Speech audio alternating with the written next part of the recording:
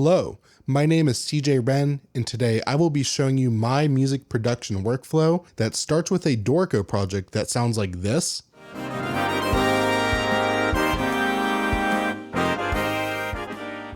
and getting a professional multi-tracked recording that sounds like this.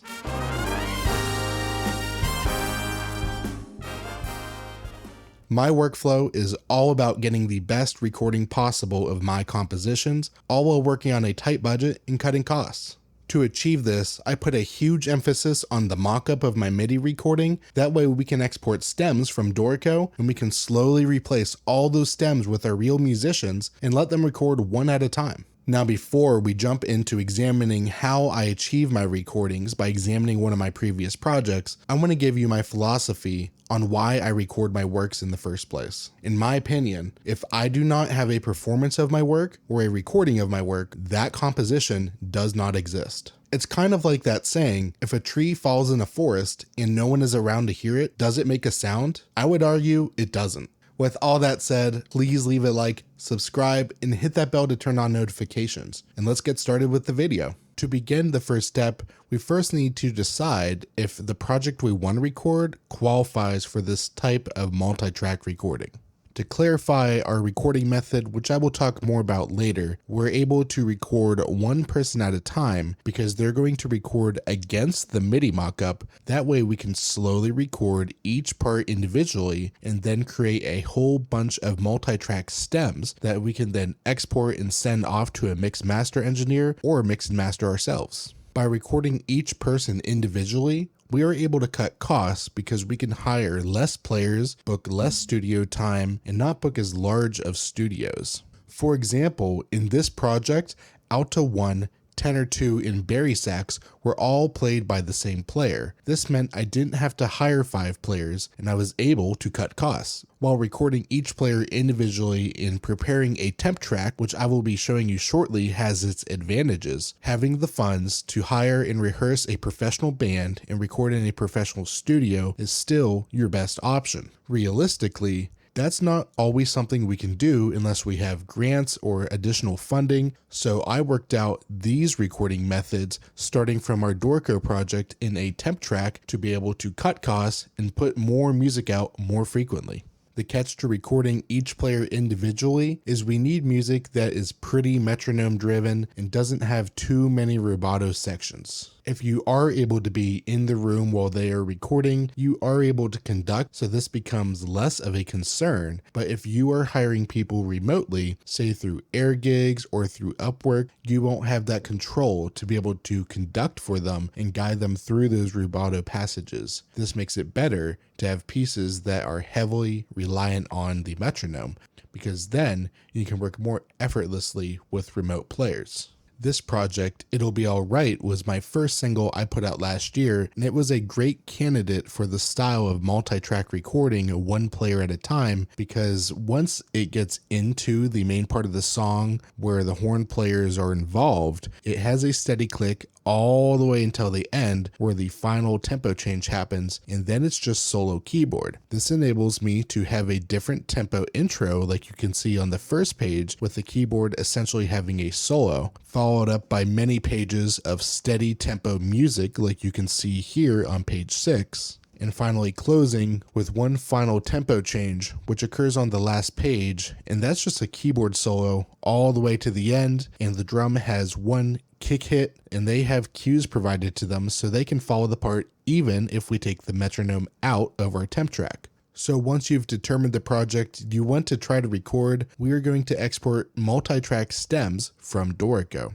Multi-track stems are a very simple concept. All that means is when we go to export the audio from Dorico, we are going to ensure that we get an audio file for every single individual player that we want to include in the temp track. To achieve this, navigate up to the menu bar where we have all these different drop-down menus, click File, navigate to Export, and click Audio.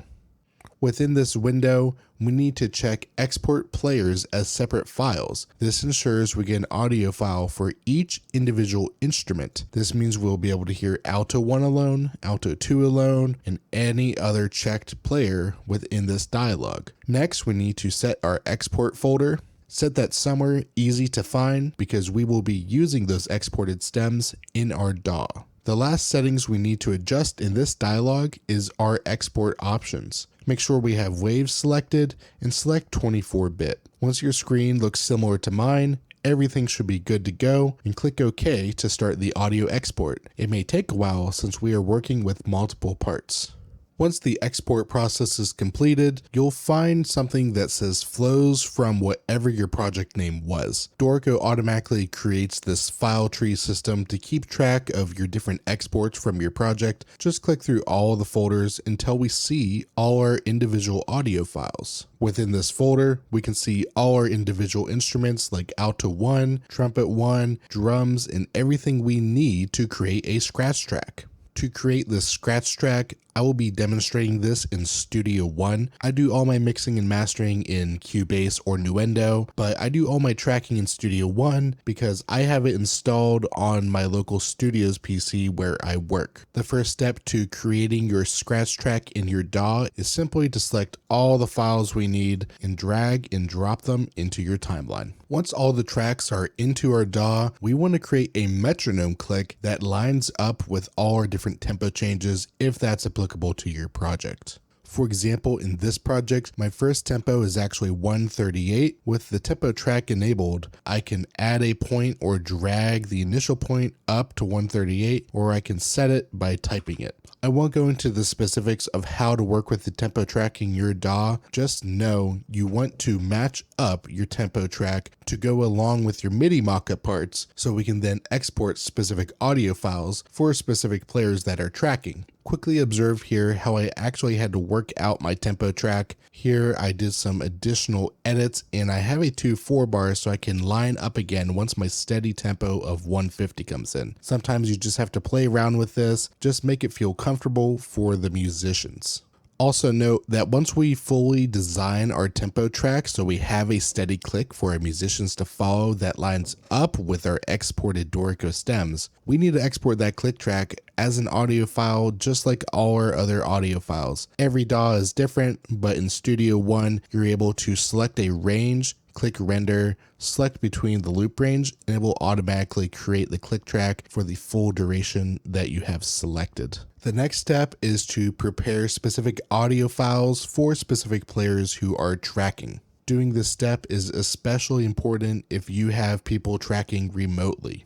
For example, I might find my alto 1 and mute it so when my alto 1 player goes to track, he doesn't hear the MIDI of himself playing. He only has to play against the harmonies. Now that we understand the basics of the temp track, let's explain how we slowly replace the MIDI instruments with real instruments and what direction I typically like to work in, especially for big band and jazz work. For my recordings, I typically like to record the brass first from the bottom up, then the saxophones, then the rhythm section. This is atypical because usually people track the rhythm section first because they are the basic tracking. I find that in styles like big band and jazz, if you truly have to do this sort of multi-track individualized recording, letting the rhythm section record last lets them interact with what's actually happening in the score instead of them just purely being timekeepers. Because we spent the time to export the stems from Dorico and create this temp track, there's a solid enough foundation for the horn players to track even without the official rhythm section. Also, if you need to add comping or add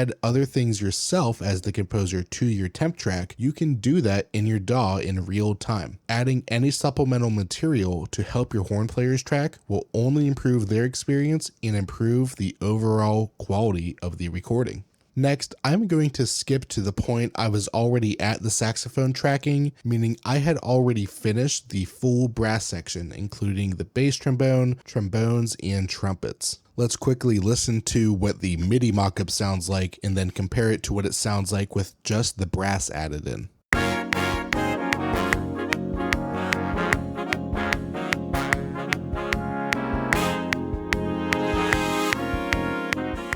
Now let's take a look at my actual tracking project and listen to the stage of this tracking where I had recorded the brass but nothing else. So everything else is remaining a MIDI file where my brass are actually live instruments.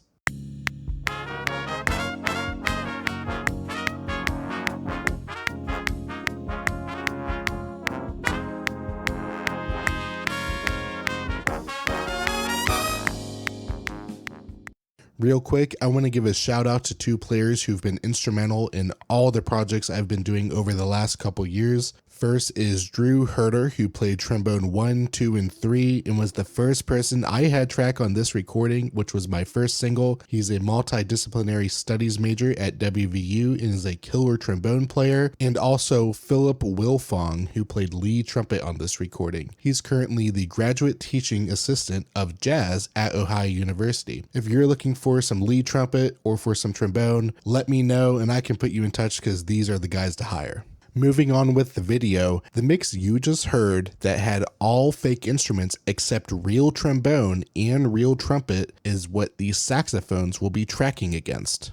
This solidifies the point that the temp track is cumulative. We can replace the MIDI parts with the real parts, so as we get into some of the more nuanced sections, such as the saxes who have a sax solo in this song, they get to record against real instruments, and that can help aid their performance, whereas the brass had a lot of rhythmic stabs, or they had louder sections where they just needed the general pitch and didn't necessarily need as solid as a foundation. Now let's listen to this section again, but now we can add in those live recorded saxophones that you can see the individual tracks of on my project.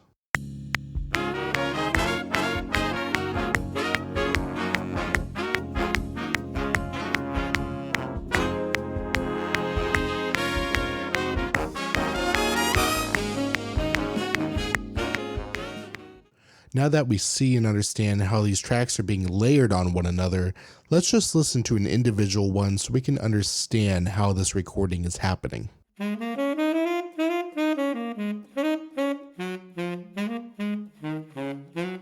So that was just a clip of Tenor 2, and notice when I sold it, there is no mic bleed or anything because Tenor 2 played all by themselves, but it sounds like they were playing with an ensemble. That's what my workflow in working with a temp track offers players. They get the support as if they're playing in an ensemble, but we get to only hire 1 or 2 players per section since we don't have to hire all the players and work out all the logistics to have them all come in and track together. Beyond just the logistics and the cost that this recording method saves, we also enable way more specific editing when we give these live individual recorded stems to the mix engineer. For example, if Tenor 2 missed a rhythm or missed a note, you can actually correct it in post, whereas if they all recorded together, your editing options are way more limited. While we're on the topic of working with audio, I'll make mention that almost all the horns were recorded with an AKG C214 for this recording. I'm not going to talk about all my specific mic choices and other audio techniques that we'll see quickly in the mix. Feel free to ask questions down in the comments, and if you all are interested in seeing how I mixed my project, let me know.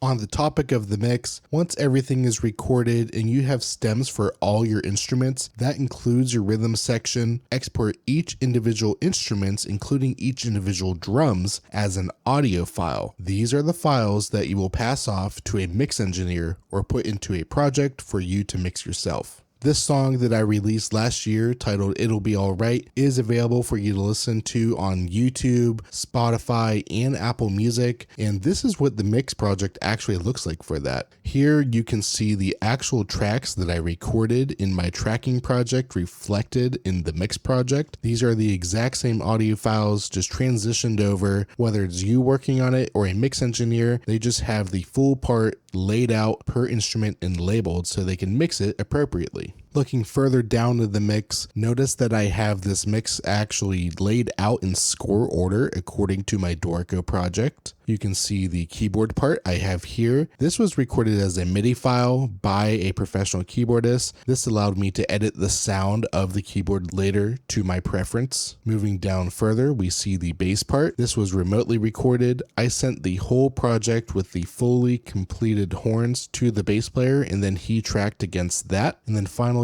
I did the drums last. Once again, I did the drums last so they had the most opportunity to interact with everything else that was going on, including the soloists. Pay attention to how many drums I actually mic'd when recording this drum kit. I had microphones for the overheads, I had a mic on the top of the snare and on the bottom of the snare, and then I cut out when the snare was playing open versus playing cross stick. I mic'd the hi-hat and the toms independently in case I needed to bring something specific out, and then in my situation I was fortunate to have a mic inside the kick drum as well as have a mic on the outside the kick drum. This affects the tone and the control. Finally, to recap this in-depth video, let's listen to what the Dorico score mockup sounds like.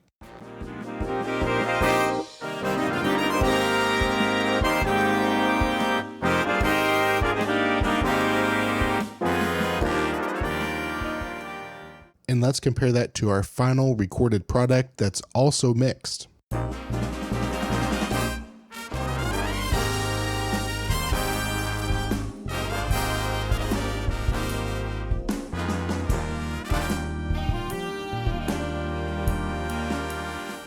Overall, my recording method enables us to work on a budget and to work without having to worry as much about the logistics as compared to hiring and rehearsing a full band and booking a large studio. Beyond the cost-saving measures I already mentioned, if you intended to buy the equipment and record your own big band, that's also going to be just as costly, running you in the thousands, if not the tens of thousands. As I mentioned before, I was able to record all these horns with one mic, and typically if you hire a drummer remote, they have their own professional recording setup. So once again, there's a huge value proposition to recording your works in this remotely multi-tracked method. Thank you for watching the video, and I appreciate your support.